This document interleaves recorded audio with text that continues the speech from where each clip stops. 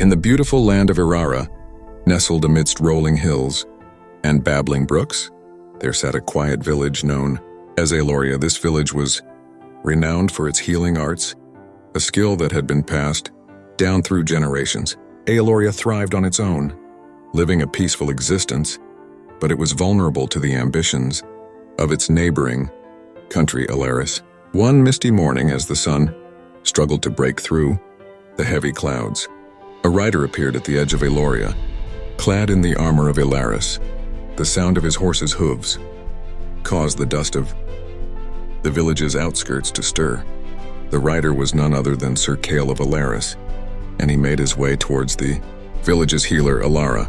Ilara was known far and wide for her wisdom and unparalleled skill. As a healer, she was tending to her herb garden when Sir Kale arrived, meeting his gaze with a mixture of curiosity and wariness. Her sharp and perceptive eyes searched for answers. "I am Sir Kale of Alaris," he announced, his voice steady but carrying an undertone of urgency. "I seek the aid of your village." Ilara's brow furrowed with perplexity. What could Alaris possibly want from Aloria? She pondered aloud. Taking a moment to compose himself, Sir Kale inhaled deeply. "My country is currently embroiled in a fierce and desperate war. We are in need of the medicinal skills that only Aloria possesses. In exchange for your help, I offer you this. If we emerge victorious, Alaris will grant Aloria complete independence. You will no longer be subject to our rule." Ilara weighed his words carefully. The offer was undoubtedly tempting. Aloria had lived in the shadow of Alaris for far too long, bound by treaties and burdened by taxes. The thought of independence was alluring, but it came at a steep price, a price that might involve the lives of her people who had no direct involvement in the war.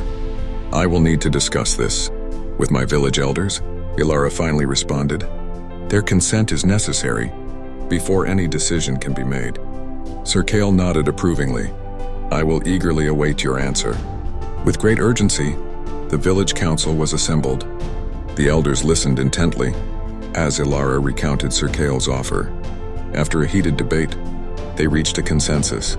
The promise of freedom ultimately outweighed the inherent risks involved. Aloria would extend its support to Alaris in the war, all in exchange for the assurance of complete independence. Days turned into weeks, and Ilara, alongside a group of her trusted apprentices, journeyed to join Sir Kale and his troops. The healer's arrival was greeted with a mix of hope and trepidation. The warfront proved to be a harsh and unforgiving landscape. Nonetheless, the healers plunged themselves into their work, tirelessly tending to the wounded and easing their suffering while the battle raged around them.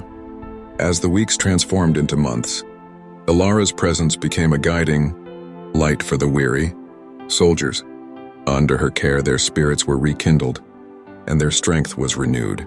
Sir Kale felt his admiration for Ilara grow with each passing day, increasing his respect for her unwavering dedication to her craft. And so, the alliance between Aloria and Alaris began, a fragile bond forged in the crucible of war, united by the common goal of independence and peace. Together they stood against their enemies, a testament to the power of cooperation and the strength found within the healing arts.